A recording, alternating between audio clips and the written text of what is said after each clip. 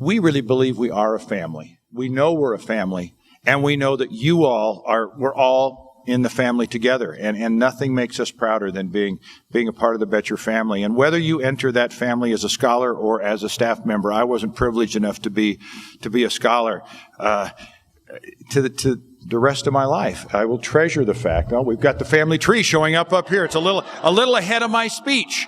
I'm going to get back to that later, but that is who we all are.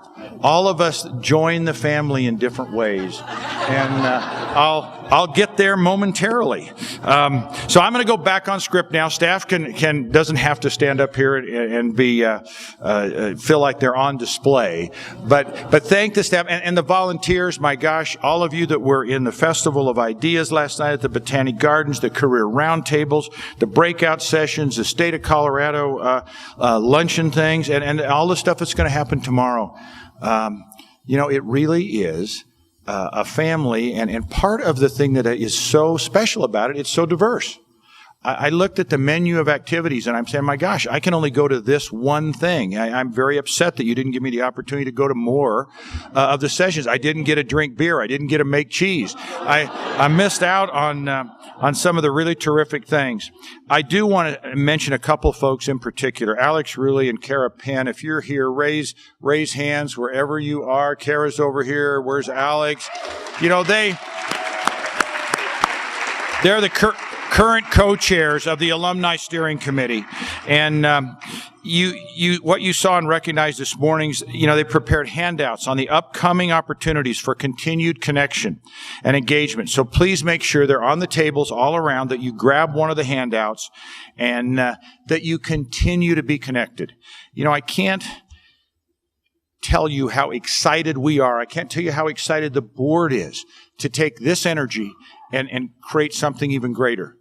But I've got to temper that enthusiasm by saying these things take a little time. It's something that we're going to be working on as a staff. I will tell you that our board's enthused about it. Our board at our June meeting made a commitment to invest more in the family in terms of an increase in our budget. And that's something that we just don't do very often. That we're very serious about the money we have and where that money's going to be spent.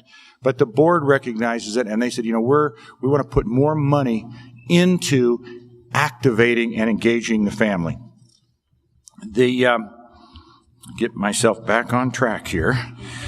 One of the things that was really came out of your desire to have an alumni organization was that we employed an outside group to help us do interviews. Many of you were interviewed here in Colorado and around the country.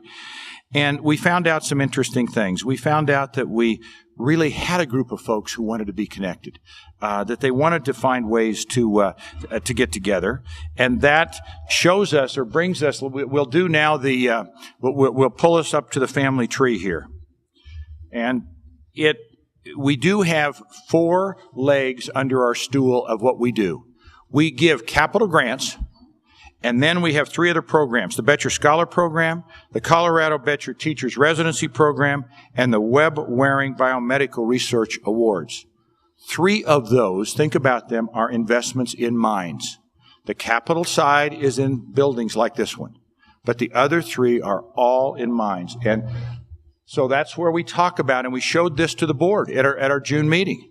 And we said, you enter the family as an investigator, as a teacher, as a scholar, as a staff, as a trustee.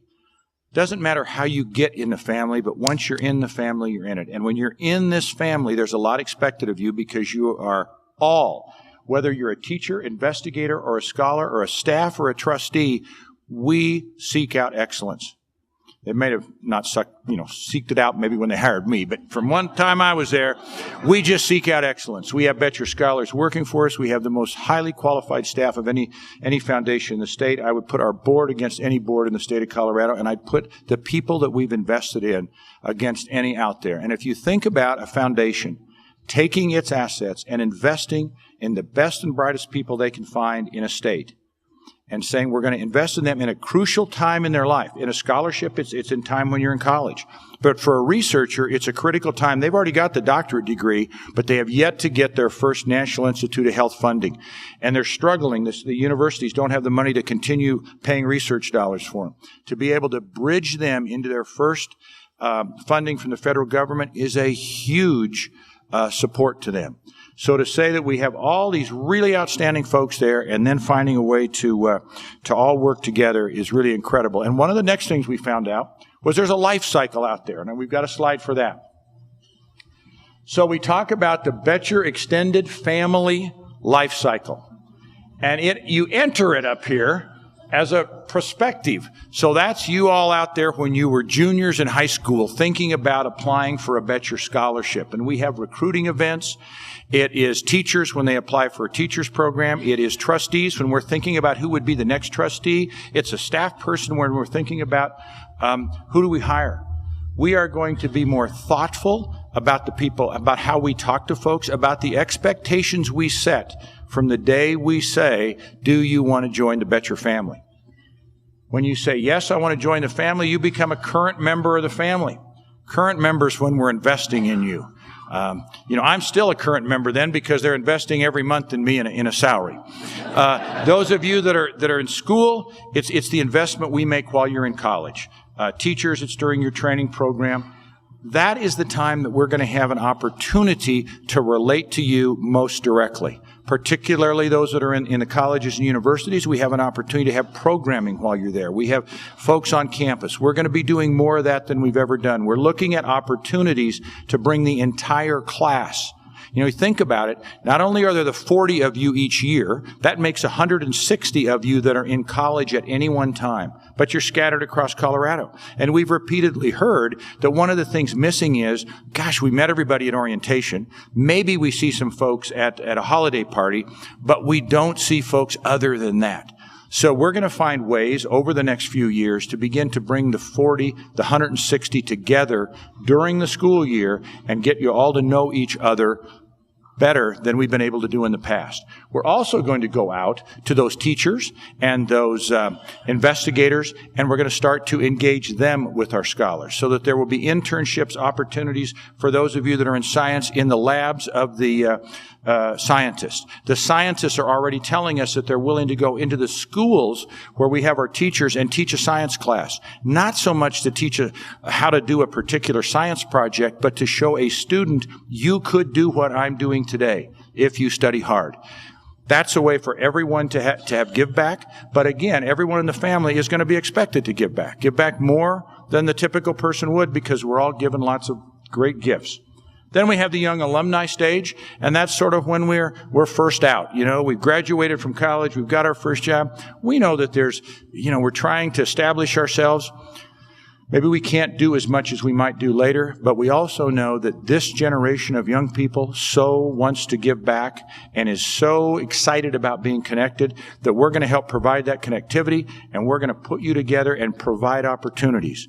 We talk about bringing you together. Maybe we can train you all as to what it would be to be a great nonprofit board member. And maybe you'd give us a commitment to be on 2 nonprofit boards for the rest of your life.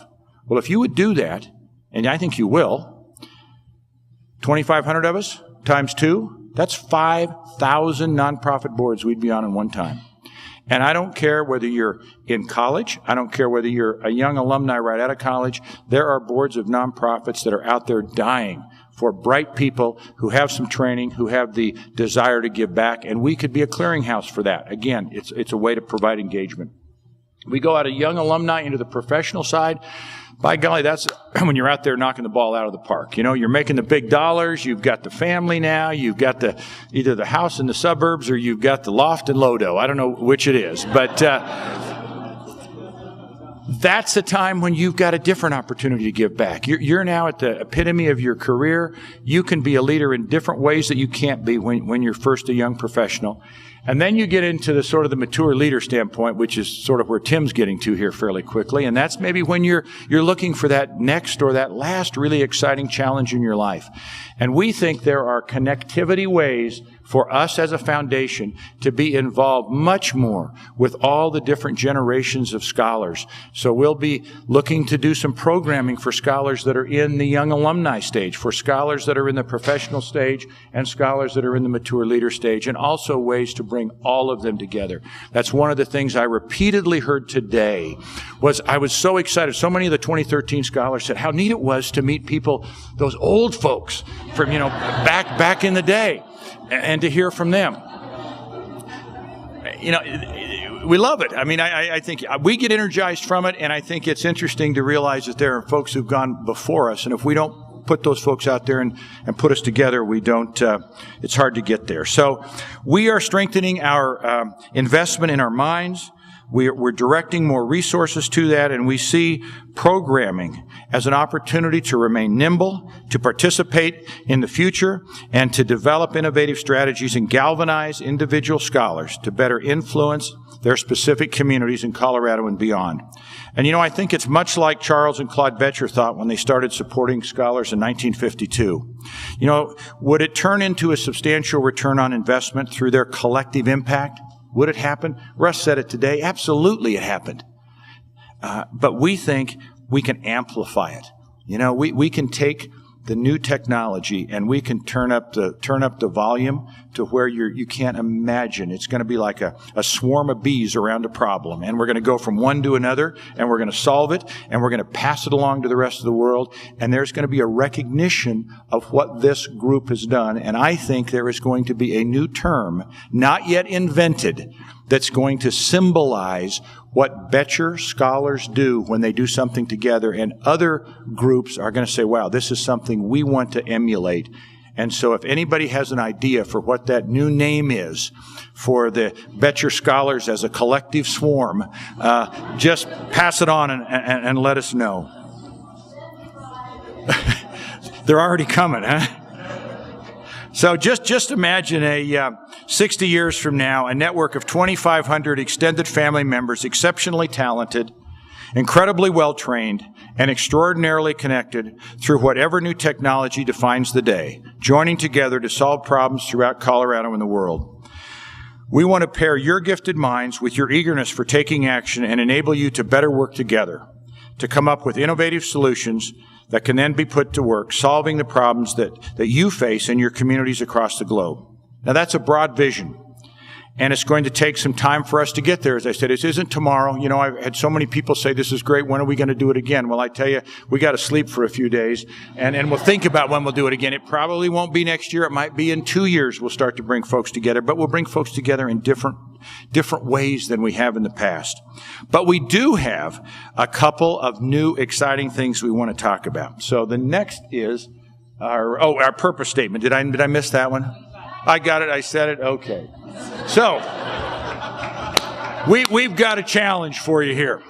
And we want you to take that challenge. It's our 75th anniversary of the foundation. And I came up with this. Tim gets credit for this. In the last 75 days of the 75th anniversary, our board approved a $75,000 matching grant. So everything is in 75s around here. We will match everybody up to $75 that you could make in a contribution to Colorado nonprofits will be matched dollar for dollar. That's October 7th through December 22nd. The details are going to be forthcoming at the Boettcher from us.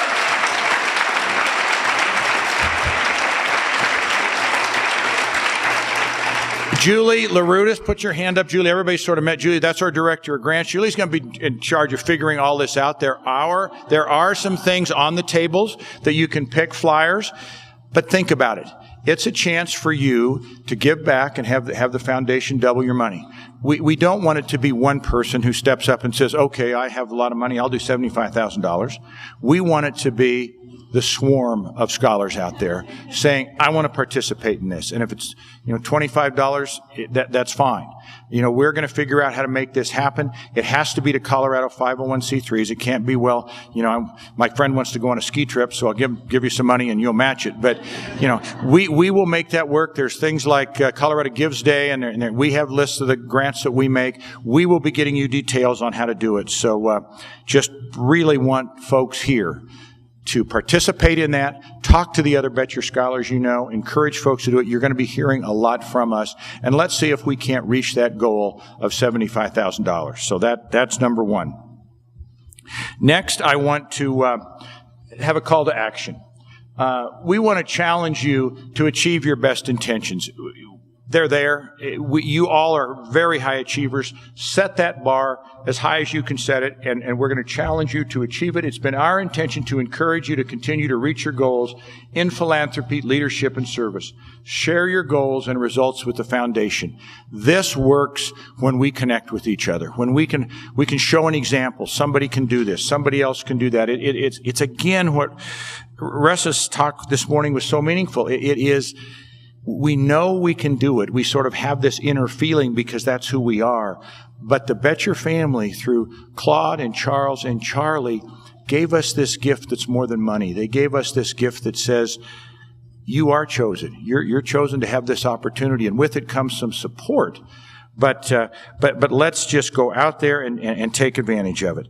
Katie Craig, who's, the lady in yellow who brings the sunshine to our events way in the back,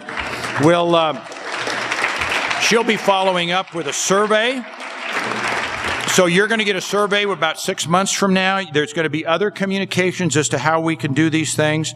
We're excited to learn about the concrete steps you've taken to increase your personal impact on your various communities as a result of this weekend's terrific programming.